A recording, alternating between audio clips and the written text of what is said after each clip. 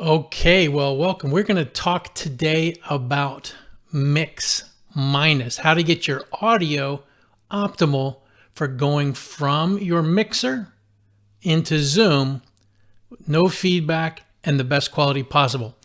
Today's episode is brought to you by my website, Streaming Profits. If you have any questions about live streaming production, if you need any help, stop over there, get on the calendar, and we'll give you all the help you need absolutely for free. The thing I wanted to talk today is mix minus, and I got a little slide deck here for you. And let me show you what happens.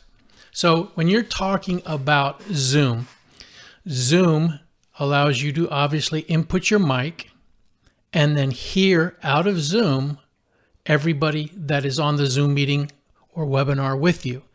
So the input is your microphone or the microphone on your laptop, whatever microphone you're using.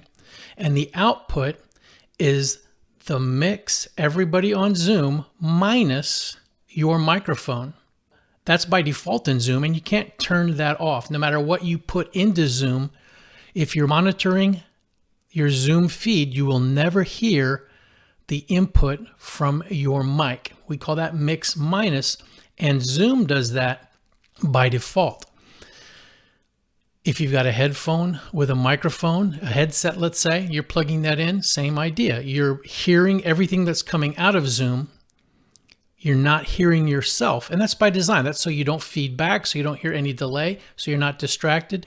And Zoom has a lot of other features that we'll go into in a minute that actually cancels out a lot of the noise, a lot of the echo, a lot of the reverb in the room, and we'll show you how to deal with all of that. I'm breaking this previous slide out a little bit so you can better understand what we're talking about. The microphone goes into Zoom, and the mix minus your microphone goes into your headset. Now we can add a mixer to this to get a little more flexible and a little more powerful. So if the microphone goes into your mixer, you take the main outs of your mixer, go into Zoom, and Zoom is going to always give you mix minus, no matter what you have on the mixer and what you feed into Zoom. Again, that's by design, and that's so you don't get into any audio feedback or any trouble. If you've ever noticed, while the Zoom audio typically doesn't sound great, you never hear any feedback. You rarely hear any squelching, any high screechy noises. That's by design. That's because Zoom understands that what you put in, what you're speaking into Zoom, they can't give it back to you because they have no control of what you're doing on your end. I've also got Zoom coming into the mixer so that I can affect all three of these inputs. I've got a monitor. I'm monitoring in my headphones the monitor out of my mixer, and the main outs are going to Zoom. So one more time, all of my audio is going into the mixer. All of that audio from the main outs is going into Zoom. Zoom is in the mix already. So now what I need to do is send the mains to Zoom and a special audio feed, monitor feed, to my headset. Let's take a closer look at this. Like I said before, all the audio that I want to monitor is now coming into the mixer, my microphone, my music, and Zoom. The main outs are going to Zoom so that I can send Zoom my microphone and my music, and the monitor out or the aux out is going to my headphones. Now, typically on a mixer, if you just go the monitor outs, the monitors are only going to feed you what you're feeding the mains, typically. So you want a mixer that's going to either have an aux out, an aux sends, or a monitoring system that's a little more flexible. So what's down here on the bottom, these pluses? Okay, so yes, I'm sending the microphone to Zoom, so that volume's up. Yes, bottom left, I'm sending the second channel to Zoom because that's my music. No, I'm not sending the Zoom feed to the main outs because what would happen if I did? A lot of feedback.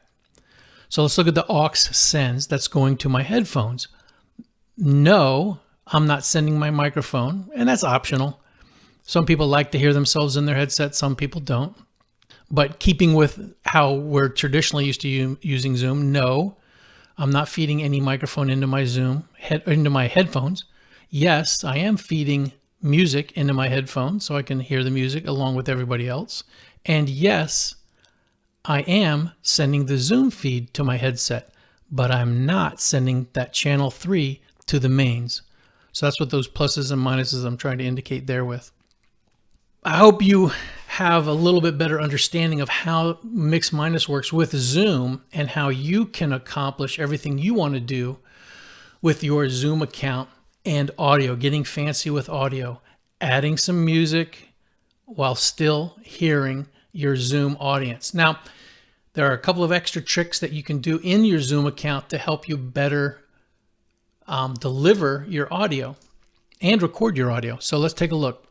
If you click on the wheel, the little gear icon on your Zoom desktop client, click on audio and uncheck automatically adjust volume.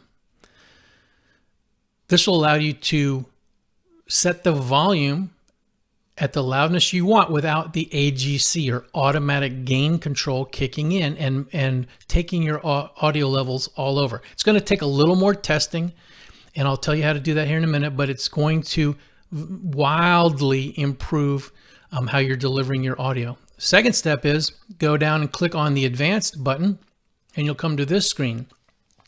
First thing you want to do is you want to tick the show in meeting option to enable original sound from microphone. So the wording and the delivery of this is very confusing, but what this is doing is it's putting a button that will allow you to turn on and off all the Zoom processing. So we want that button to show so we can turn off all the Zoom processing. Then the next two things to disable is suppress persistent background noise and suppress intermittent background noise. Now, if you're using any kind of music or you're speaking and you want some music in your background, those are must-dos, because what happens is Zoom interprets the music playing along with your microphone. Let's say you're going into a mixer with your microphone and your music feed. Zoom interprets the music as background noise, and so you get this whoosh, whoosh. At least that's been my experience. So you want to make sure that you turn off the background noise suppression so that whatever you're feeding into Zoom feed via your mixer is unadulterated. Now, the next thing you want to do is when you're in your meeting, you want to make sure that the original sound is on.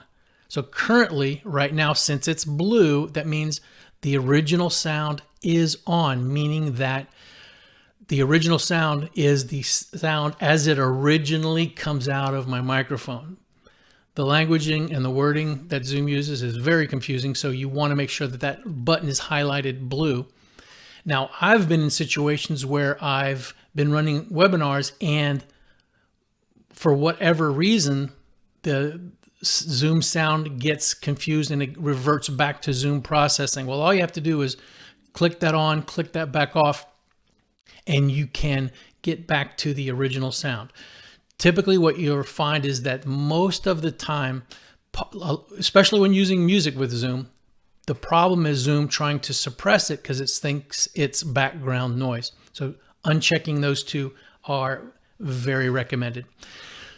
Well, I hope that helps a lot. Now, if you're interested in wanting to know how this works with virtual cables, or how this works with an ATEM mini audio, or how this works with any kind of a virtual mixer on your desktop, let me know and I can do a write-up and a video about that.